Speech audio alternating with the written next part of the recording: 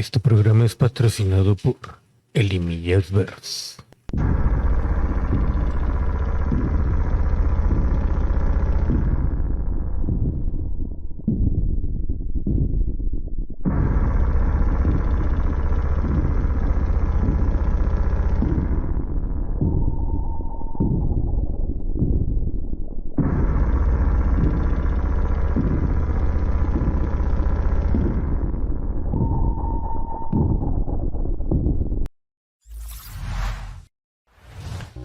Buenos días, buenas tardes, buenas noches. Yo soy Jorge Limas y esto es Misterio Paranormal.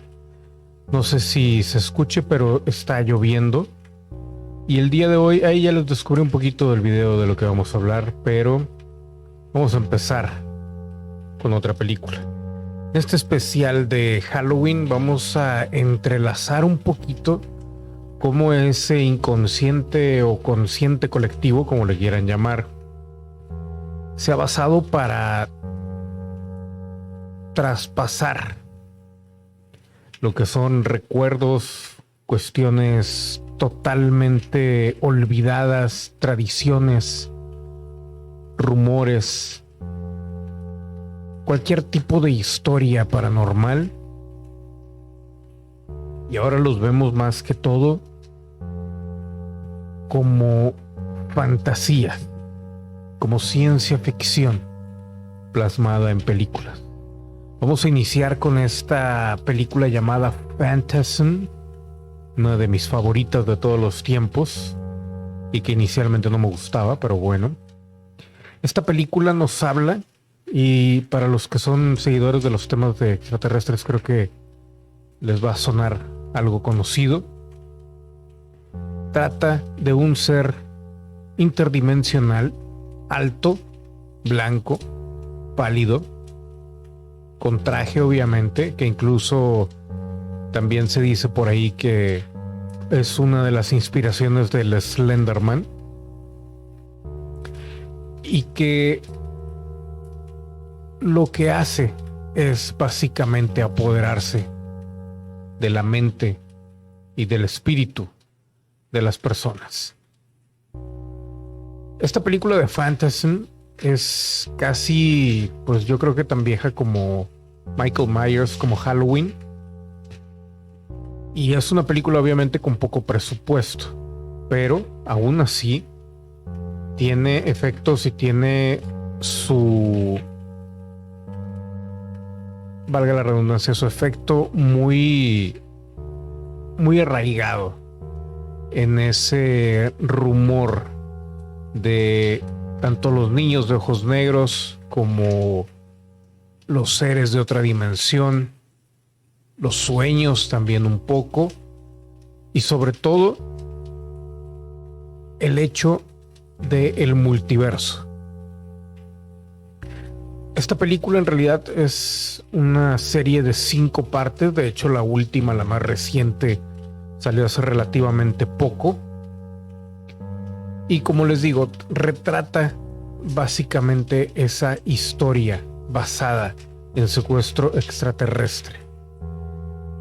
Incluso se me hace raro que todavía en las imágenes que estamos viendo no salgan los pequeños enanitos que a veces se llevaban los cuerpos y atacaban a la gente.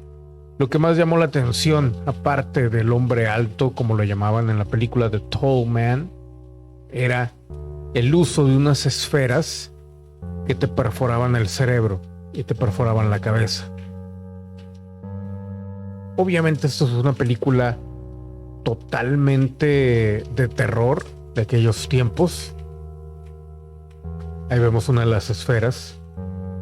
Y en las imágenes vemos cómo incluso los actores fueron envejeciendo, pero la idea principal, basada en el hecho de que este hombre alto venía de otra dimensión, que incluso en algún momento se trató o se quería interpretar como si fuera el infierno, y eventualmente nos dimos cuenta de que no.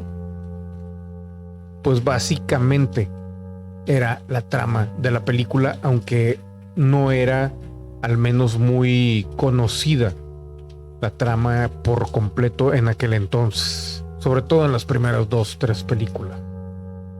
Eventualmente es cuando abren ya toda la historia y nos dejan descubrir que este Tall Man u hombre alto en realidad viajaba entre dimensiones. Y la última parte, creo que era la quinta parte o cuarta parte de esta película, te la dejan totalmente abierta a interpretar si todo fue algo que soñó alguien o que estaba loco, o si simplemente fue alguien que tuvo contacto con sus otras vidas en otra dimensión, en otros mundos. Los personajes humanos, totalmente con excepción de The Tall Man y los enanitos, tienen ese dejo de no solamente abandono, sino también de estarse enfrentando con algo que es totalmente sobrenatural. No hay mucho tecnológico, no hay casi nada tecnológico en esta película más que el hecho de las esferas estas que van y pues prácticamente te destruyen el cerebro. Y obviamente el hecho de que te quieren secuestrar y apoderarse de ti. Ahí vimos una escena ahí con los enanitos. Y como les digo, o sea, se levantaban muertos, iban detrás del niño. El hombre alto siempre sobrevivía, de hecho había versiones de él. Las esferas, como les digo, es lo único tecnológico que hay. Ahí vemos incluso el mundo de donde proviene el hombre alto, y lo curioso que siempre me llamó la atención fue el hecho de que en las últimas películas admitían que el origen de este hombre alto era un lugar, no otra dimensión, sino un lugar entre las dimensiones. Es una película bastante buena, sobre todo las primeras 2, 3, pero si ya quieres amarrar o entender todo el concepto, creo que hay que ver todas las películas, a pesar de que son de muy bajo presupuesto, las últimas sobre todo, y obviamente The Tall Man va envejeciendo el actor hasta que murió. De hecho murió un poco después de haber grabado la última película.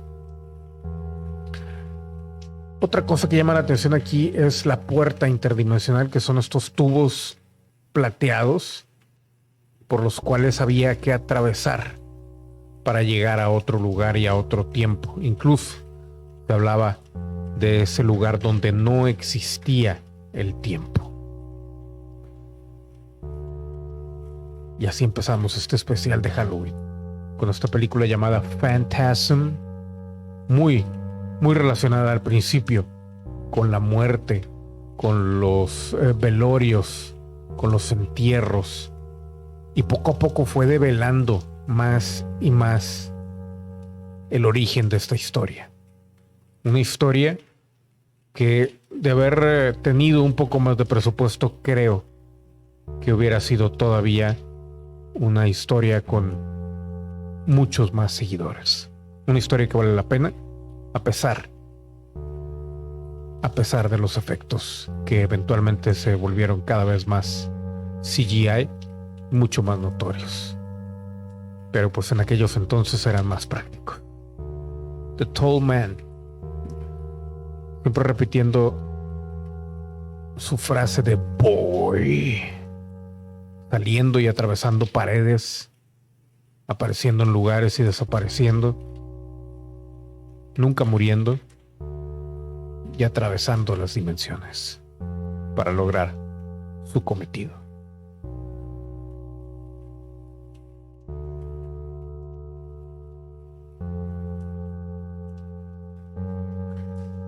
La siguiente historia creo que la conocen bastante bien, y mucho más a Robert Englund.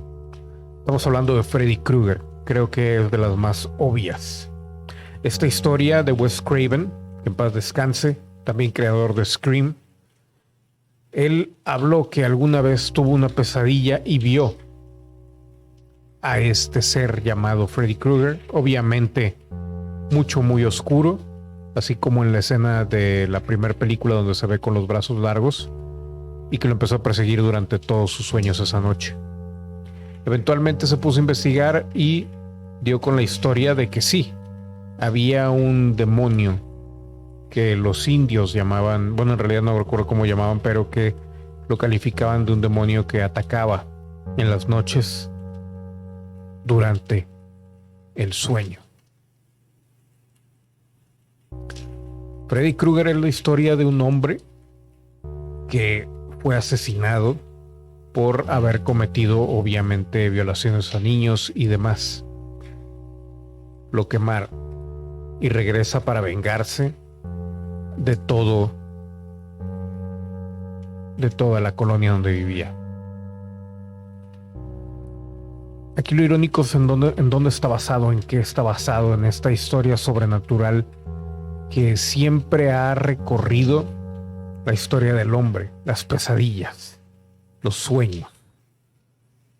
Obviamente con Freud tenemos esa tendencia de tratar de interpretar, de querer rescatar lo que el subconsciente nos presenta cuando estamos descansando.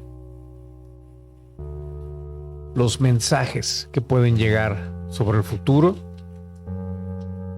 y obviamente también el dominio de ese lugar o de ese estado mental de descanso en donde se supone podemos hacer todo lo que queramos si llegamos a controlarlos. Eso incluso lo vimos en la parte de Dream Warriors de Pesadilla en la calle del infierno, o lo que es lo mismo los guerreros de los sueños. No hay más que decir sobre Freddy Krueger, sobre todo en el sentido pues de la historia, porque realmente lo único que hace durante toda la serie de películas es aparecer en los sueños y luego, lo más interesante, apoderarse del miedo del sujeto y tener mucho más poder, todo en base a la tensión. Como alguna vez lo hemos discutido en Conspiración Paranormal, se dice que la vida, la realidad, existe solamente cuando alguien la ve. Lo mismo Freddy Krueger.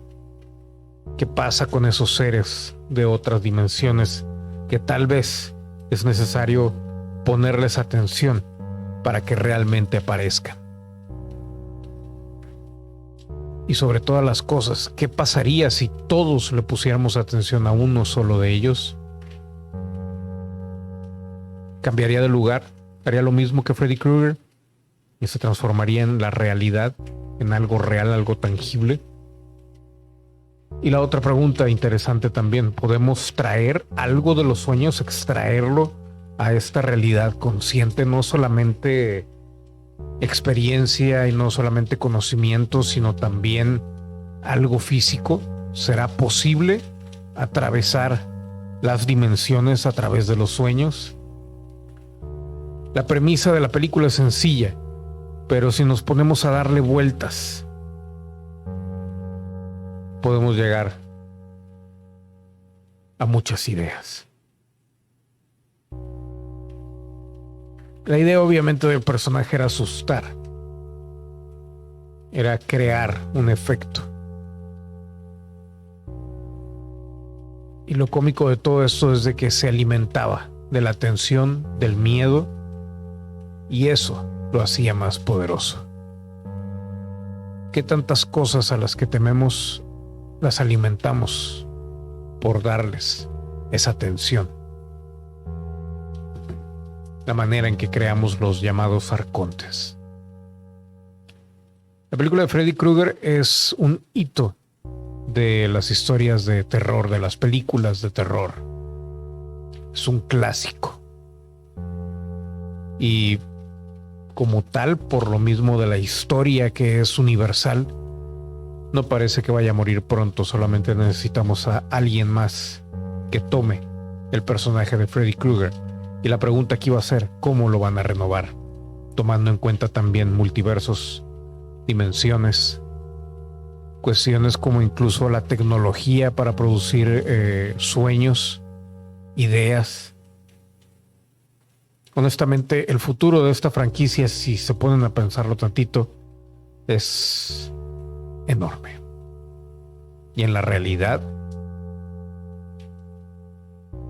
¿habrá gente que ataque en los sueños cuando más vulnerables estamos?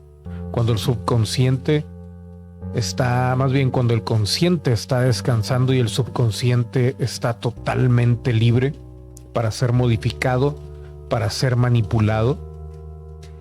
¿Qué tanto de lo que sucede en el día a día no se produce o se nos obliga a crearlo a partir de esa influencia en el inconsciente humano, en el inconsciente colectivo?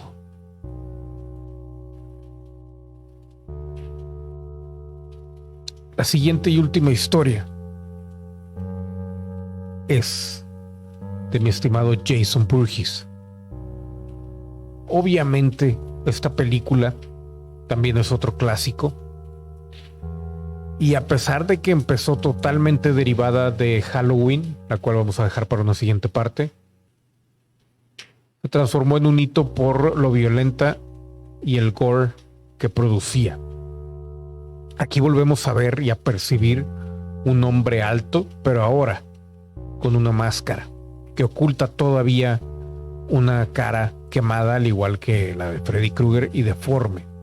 En aquellos entonces, obviamente, el personaje lo habían calificado como un niño con problemas, y eso era lo que causaba que fuera violento. En aquel entonces, obviamente, no había tanto estudio en cuanto al síndrome de Down y demás. Eventualmente fuimos dejando esto porque, pues obviamente, no tiene nada que ver. Simplemente era una cuestión que metieron en la película. Pero lo que sí queda, y es muy palpable, es el hecho de que la figura de Jason poco a poco se va volviendo mucho más diabólica. También fortalecida por el miedo, pero sobre todo el hecho de que nunca muere. El hecho de que es básicamente, o se transforma en una entidad. Obviamente, eso era un marketing tipo película de James Bond para seguir sacando partes y partes y partes. Pero ¿qué pasa cuando una historia como esta la vemos desde una perspectiva un tanto paranormal? ¿Qué pasa con los ecos de la energía de las personas que mueren de forma violenta? ¿Qué pasa si incluso mezclamos esa tensión y esa energía y de alguna manera se magnifica? Es muy cómico que hasta incluso en una de las películas de Jason lo ponen como que revive por un rayo. Y a partir de ahí ya nada es igual. Eventualmente incluso, aunque lo maten, lo destacen, esa maldad, ese espíritu maligno se empieza a transformar en una víbora y empieza a poseer a la gente y a transformarlos en otro Jason.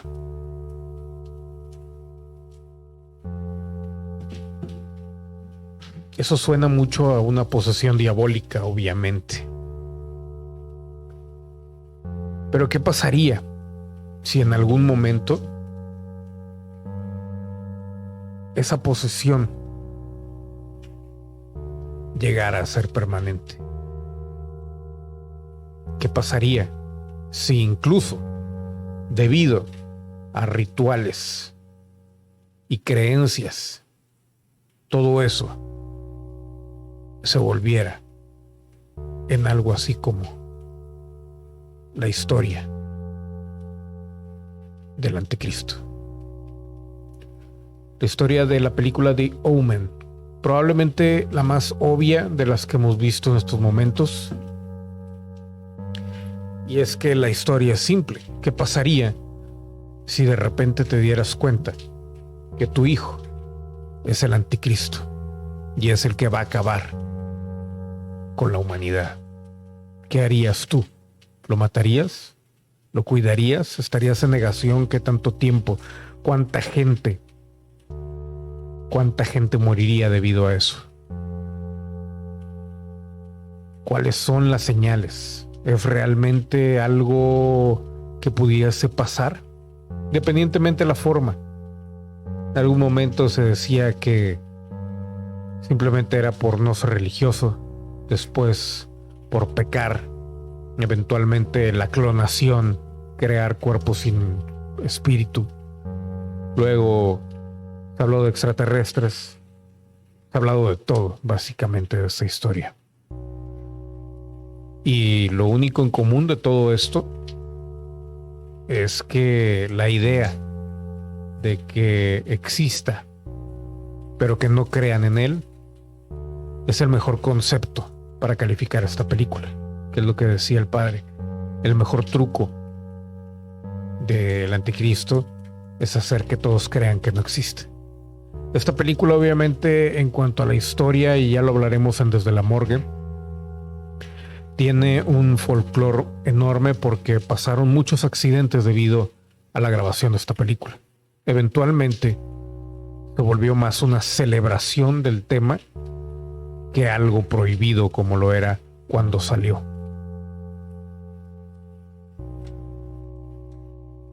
Pero ¿qué tanto de esto pudiera ser cierto? Y si es así, en muchos años o durante muchos años se decía que ya había nacido. Y ya nació, quién es, dónde está, qué hace. Honestamente no quiero saber, pero son las preguntas obvias. Dicen que se hace pasar por alguien bueno, con buenas intenciones, y que todo el mundo lo adora. ¿A quién queremos tanto mundialmente en estos momentos que pudiera tomar esa máscara? ¿Cuáles son sus actividades? ¿Qué pasa a su alrededor? ¿Realmente tendría que ser alguien metido en la política? Definitivamente tendría que ser alguien con mucho poder.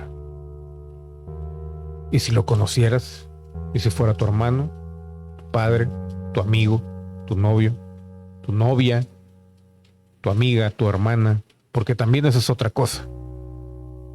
¿Qué pasa si es mujer? Es más, ¿qué pasa si es no binaria o lo que sea que esté de moda en estos tiempos? Es lo de menos, honestamente. El punto es que sería alguien que no tendría ninguna duda de hacer lo que necesitara para llegar al poder, aprovecharse de él, independientemente de que le hiciera daño. No solamente al planeta, sino a la humanidad entera. ¿Cuántos de esos ricos y famosos califican? ¿Cuántos de ellos los vemos diario en las noticias? Podemos ir descartando. Muchos dicen, por ejemplo, Bill Gates. Pero Bill Gates es judío y según los judíos el anticristo no puede ser judío. Entonces, ¿de dónde es? Y ahora, ¿será cierto que no puede ser judío? ¿Por qué no? ¿Cuál es el detalle ahí? Yo sé que la respuesta o la pregunta es no llega ni a retórica porque se elimina sola, pero ¿qué pasaría si sucediera de esa manera?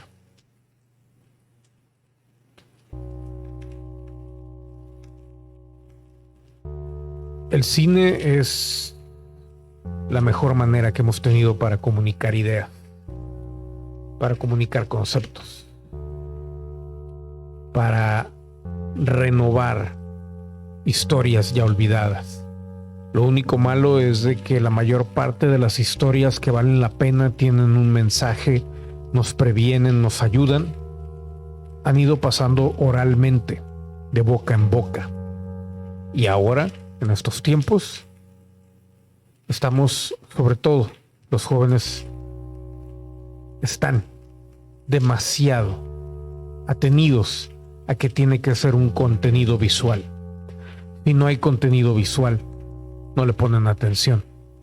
Y aparte tiene que llevar un ritmo rápido. Así que volvemos, por ejemplo, al impacto de Halloween 3, Season of the Witch, ¿qué tanto esa manipulación televisiva,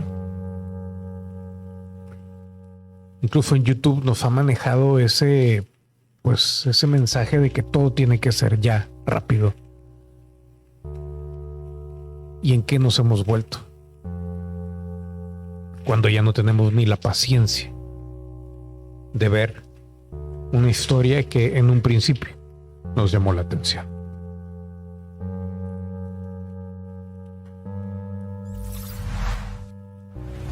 Esto fue Misterio Paranormal. Esta es la primera parte de este especial de Halloween.